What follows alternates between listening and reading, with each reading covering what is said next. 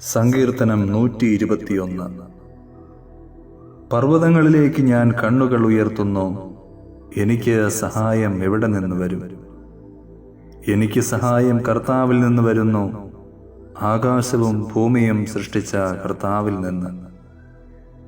നിന്റെ കാൽ വഴുതാൻ അവിടുന്ന് സമ്മതിക്കുകയില്ല, നിന്നെ കാക്കുന്നവൻ ഉറക്കം തൂങ്ങുകയില്ല. ഇസ്രായേലിന്റെ പരിപാലകൻ മയങ്ങുകയില്ല, ഉറങ്ങുകയുമില്ല.